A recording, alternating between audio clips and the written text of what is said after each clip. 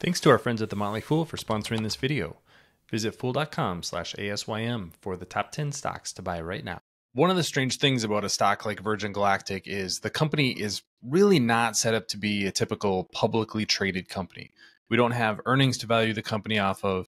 Virgin Galactic is actually burning a lot of cash, which means they're going to need to raise more money in the future. That's something you would typically think of about a startup maybe looking to go public in the future, but that's the position that Virgin Galactic is in right now. The company needs about $2 billion in additional cash to even build the assets that it could potentially get to free cash flow positive. I want to go through some of those numbers today and give a few predictions of what I think the company could do to get to that end state of eventually being free cash flow positive. My name is Travis Hoyam. Thanks for watching Asymmetric Investing. Please subscribe here on YouTube for all my content. And if you like this video, check out my newsletter, Asymmetric Investing. I've got a link to that in the show notes, including an article which I'll reference here that goes deep into Virgin Galactic itself. So I want to start with just a high-level look at Virgin Galactic to show what the challenge is for the company. This is what's called a snapshot view of Virgin Galactic on Koyfin. A couple of notable things. The company's market cap is about $750 million. At the current share price is about $2 per share. Cash and investments actually exceeds the market cap of the company right now. There is a little bit of debt, but not a lot of value from an equity perspective for Virgin Galactic. And this ultimately becomes a huge challenge for the company trying to get to a sustainable point. Now, one of the strange things over the last few months is the stock has actually dropped as the company has performed successful missions into space. It's now done 2 missions where it's brought commercial customers into space. Those aren't generating a lot of revenue, but about $1 million in revenue per flight because these were booked quite a while ago. So from an operational perspective, the company is doing what you would expect, but that doesn't mean there's enough money to survive. Let's go into a few reasons behind this. So this is the guidance for the remainder of the year, Q3 and Q4. Management expects cash burn to be about $120 to $130 million. That's a run rate of about $500 million per year. Why is this a big deal? Well, the current spaceship that they have can take 3 to 4 passengers into space. Currently, those passengers are not paying a lot. They're not paying that $450,000 price tag that tickets are currently going for. They're paying more like $150,000 to $250,000. That means that revenue for the full quarter is only going to be about $1 million. That's not enough to generate hardly any cash flow after you pay for all the costs that go into operating one of these flights.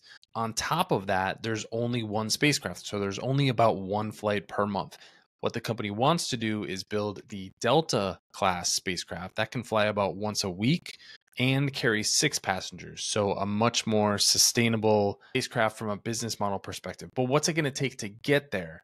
And this is some of the numbers that management went through after the first quarter of 2023, $50 to $60 million to build each one of these Delta class spacecraft. But once they're completed, there should be about $400,000 in variable operating costs, which means that the margin on each flight could be over $2 million.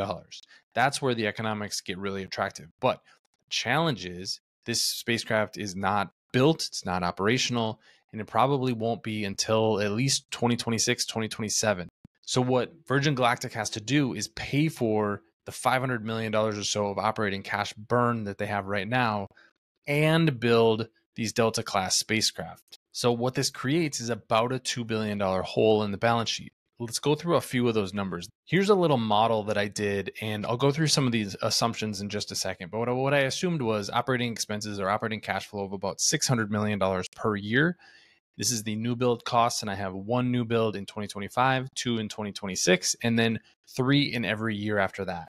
After that, you start to get the flight margins that I was talking about earlier. So add these numbers up, and this yellow line is the total free cash flow.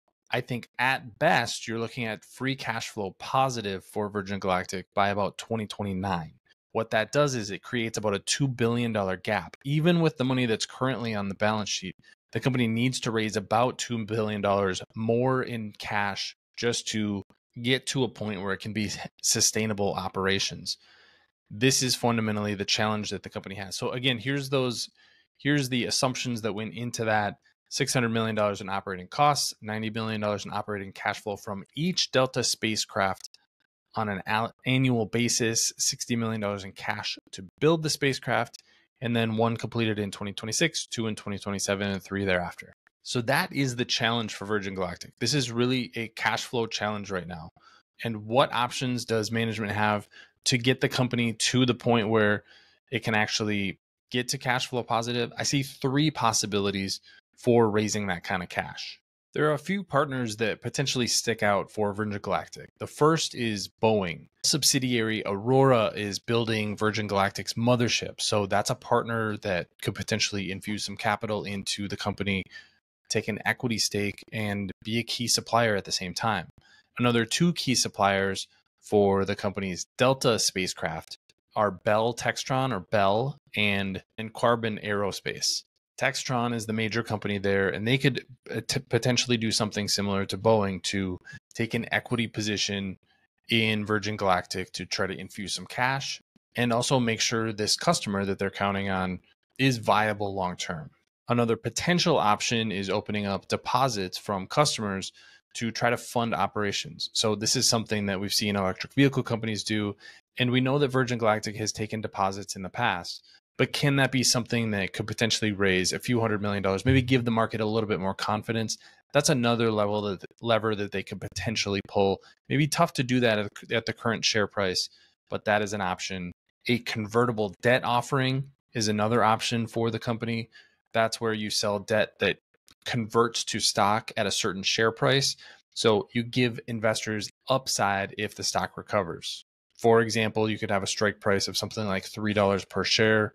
So if the stock goes above $3 per share, then those debt holders actually take a big equity position in the stock. Those are three of the traditional paths. The other option is simply to try to sell the company. Now, I'm not sure if any of these other partners would be interested in buying the company, but that is a potential option, particularly with the amount of cash that's on the balance sheet. What we know right now is that Virgin Galactic, in its current state, is not in a sustainable position from a business perspective. Yes, there's a lot of cash on the balance sheet, but operations are burning cash at about a $500 million per year pace. That's just simply not sustainable. And so something has got to be done. I think management needs to address this sooner rather than later. They don't want this to be a penny stock. And right now, that's where this is headed. So this is a stock that I own, that I have covered in the past.